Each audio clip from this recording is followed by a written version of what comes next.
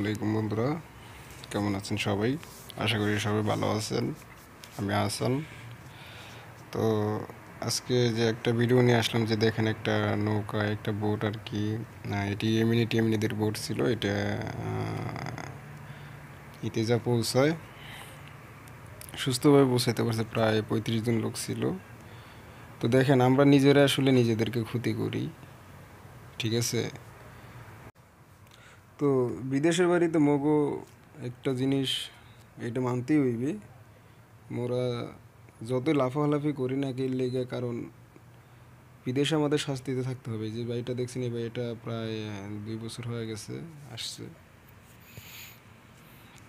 তো সে অনেক খুশি আর কি। আজকে ক্রিকেট মাঠে আমরা খেলার জন্য এখানে একটা আয়োজন করা হয়েছে। তো ক্রিকেট মাঠে আসছিল আমরা খেলাধুলা করার জন্য, তাই আর কি একটা গার্ডেন এখানে বসে আসছি। প্রায় আমাদের ক্যাম্পের অনেকগুলো লোক এখানে আসছে। ওই যে ওখানে বসে রয়েছে কয়েকগুলা। যদি আপনাদেরকে জুম করে দেখায় আর কি, আপনারা হয়তো সুন্দরভাবে বুঝতে পারবেন বিষয়টা। তো সবচেয়ে বড় কথা হচ্ছে যে আপনারা তিউনিসিয়াতে সুখে শান্তিতে হয়তো ঘুরতে পারবেন, কিন্তু কিছু বাটপার দালালদের আপনারা তাদের থেকে একটু দূরে থাকবেন, ঠিক আছে? হাইগো থেকে একটু দূরে থাকলে আপনি আর কোনো সমস্যা হইবে না, আমি আশা করি। দেখেন, ওনারা মুখটার দিকে তাকাইলে মনে হয় স্যার ডুসে খানা খানা খায় না মনে হইতে আছে, তাই না? তো ফ্রেশ আছে পোলাটা। তো যাই হোক, আপনারা অনেক মজা করে কথা বললাম। তো আমরা এখানে আসলে বসে আসছি আজকে। এখানে আমাদের ক্যাম্পে অনেক মানুষজন, দেখেন যে যার মতো ঈদের দিন, তো ঈদের মধ্যে এনজয় করা যায়, এটা কোনো সমস্যা হইবে না, ঠিক আছে? তো একটা খেজুর গাছ দেখতে পাচ্ছেন। আর এইসব দেশে কিন্তু রুটি পাওয়া যায় না, আপনারা সরি, ভাত পাওয়া যায় না। তিউনিসিয়াতে গেলে কিন্তু আপনারা ভাত পাবেন না, সাবধান। যারা যাবেন তারা আগে থেকে চিন্তা ভাবনা করে যাবেন।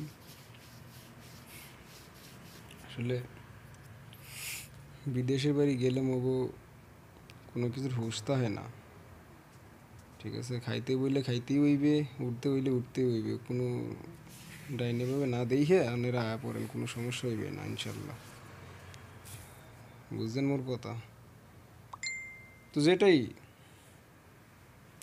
সবচেয়ে বড় কথা হচ্ছে যে নসিব মানুষের যদি থাকে, নসিব সাথে থাকলে পারে যে কোনো কিছু সক্ষম জয় করা যায়।